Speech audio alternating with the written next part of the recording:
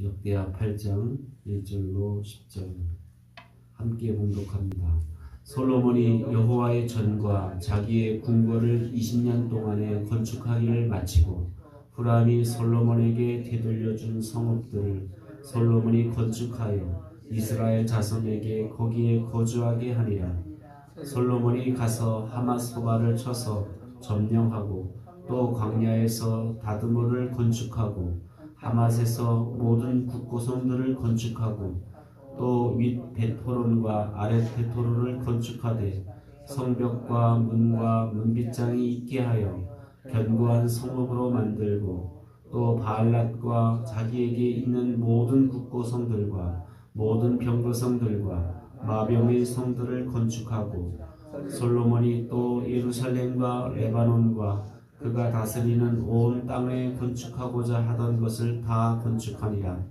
이스라엘이 아닌 헷 족속과 아모리 족속과 그리스 족속과 히위 족속과 여부스 족속에 남아있는 모든 자 곧 이스라엘 자손이 다 멸하지 않았으므로 그 땅에 남아있는 그들의 자손들을 솔로몬이 역군으로 삼아 오늘에 이르렀으되 오직 이스라엘 자손은 솔로몬이 노예로 삼아 일을 시키지 아니하였으니 그들은 군사와 지휘관의 우두머리들과 그의 병거와 마병의 지휘관들이 됨이라. 솔로몬 왕의 공장을 감독하는 자들이 250명이라. 그들이 백성을 다스렸더라. 아멘. 솔로몬 왕이 성전 건축하는데 7년 걸렸고 자기 왕궁을 건축하는데 13년 걸려서 이제 20년 동안 성전과 그 왕궁을 건축하는 일을 다 마치게 되었습니다. 솔로몬 왕이 이제 두로왕 히람이 건축할 때 성전 건축할 때 보내준 백향목이라든지 여러 기술자들에 대한 보답으로 이제 여러 가지 그 밀이나 이런 곡식 양식을 이제 보냈고 또 이제 갈릴리 지역의 땅 20개 성읍을 이렇게 두로왕에게 이렇게 줬습니다. 사실 그때만 해도 그 땅에는 사람들이 거의 살지 않는 빈들과 같은 곳이었어요.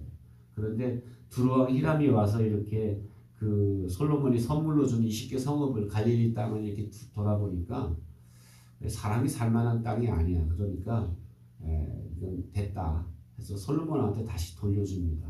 그래서 솔로몬 왕이 그 히람에게 다시 되돌려받은 그 갈릴리 땅, 가불 땅이라고 하는 그 땅에 이제 국고성을 짓고 이제 성을 지어서 이스라엘 백성들을 이제 이렇게 이주시키는 그런 일들을 하게 됩니다. 그래서 어떻게 보면 이제 아직 이제 완성되지 못한 이제 다윗 시대에도 많이 정복했지만 아직도 이렇게 남아 있는 그런 정복 사업을 이제 마무리하게 되는데요.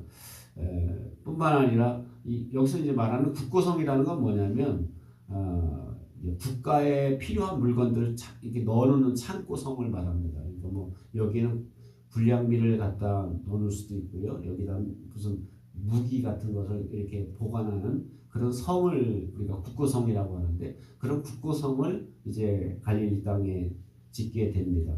또 오늘 성경에 보면 그의 솔로몬 왕이 이제 업적들이 쭉 정복해야 되는 업적들이 쭉 나오는데 하마소바를 쳐서 정복하고 거기 성을 짓고 또 광야의 다드몰에 국고성을 건축하고 이렇게 또 예루살렘 방어를 중요한 땅인 윗 베드론과 아랫 베드론을 거기 점령해서 거기 이제 성을 짓게 돼요. 왜냐면 이제 그 여호수아 시대에 이렇게 들어와서 땅을 정복하지만 그때 그 땅 안에 살고 있는 이 가나안의 5부족, 5부족, 오늘 성경에 보면 그 5개 부족들이 아직 그 땅에 남아 있었다라는 겁니다.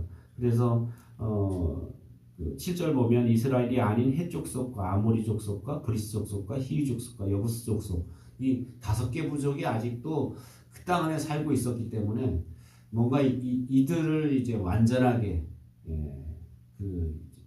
정복하고 그들을 다 역군으로 삼았다, 종으로 삼았다라고 이렇게 말씀해 주게 됩니다.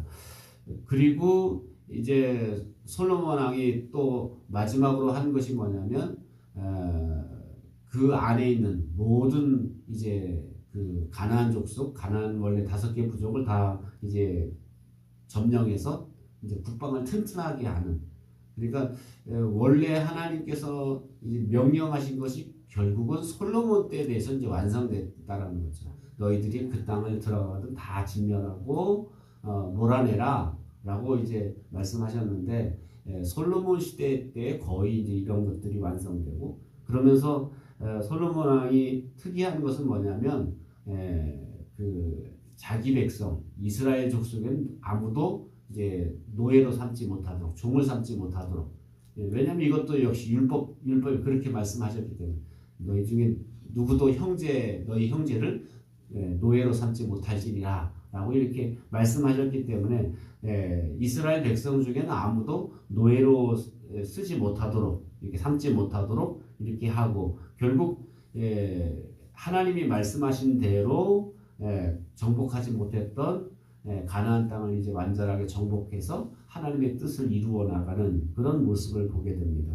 이렇게 솔로몬이 어떻게 보면 하나님이 그 말씀하신 명령대로, 또 하나님이 금하신 것은 하지 않고, 이렇게 해서 하나님의 그 말씀에 의해서, 하나님의 뜻에 의지해서 이렇게 정복 사업을 마무리하고 이제 건축하는 일들을 마무리하는 그런 솔로몬의 그런 사역을 우리는 오늘 본문에서 볼 수 있습니다. 우리가 특별히 할 수 있다고 뭔가 하는 게 아니라, 이건 내가 하고 싶어서 하는 것도 아니라, 이 솔로몬이 행했던 모든 것을 보면 그 솔로몬 왕이 이제 사실은 하나님의 지혜를 받았다라는 거예요. 지혜라는 것은 다른 말로 바꿔 말하면 듣는 마음이에요. 하나님의 뜻을 잘 듣는 마음. 그래서 우리가 신앙생활도 오해하면 그냥 자기 열심에 의해서 열심히 한다고 해서 그게 신앙생활 잘하는 게 아니라, 하나님이 정말 하라고 하시는가, 이거 하지 말라고 하시는가. 이게 사람이 인간의 열심으로 하다 보면 하나님이 하지 말라고 하는 것도 막 더 열심을 낼 때가 있다.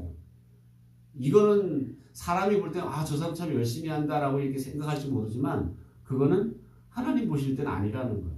하나님이 이게 하라고 하시는 건지, 하나님 멈추라고 하시는 건지, 이것을 잘 분간할 줄 아는 마음, 그게 이제 지혜로운 마음이다라는 거예요. 솔로몬은 철저하게 이렇게 하나님이 하라고 하시는 대로, 또 하나님이 명령하신 대로, 또 하나님이 금하신 것을 하지 않는, 철저히 이렇게 하나님께 듣는 마음, 지혜로운 마음이 있었다라는 거예요.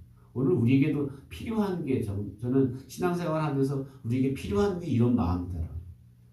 지혜로운 마음 필요하다. 이 지혜로운 마음이라는 건 내 생각대로 살지 않고 하나님의 뜻과 말씀에 귀를 기울이는 거예요. 하나님이 이걸 하라고 하시는구나. 이건 멈추라고 하시는구나. 이 때를 잘 분별할 줄 알고, 또 하나님의 뜻을 잘 분별할 줄 알아서 그 뜻대로 순종하고 사는 저와 여러분 되시기를 주님의 이름으로 축원합니다.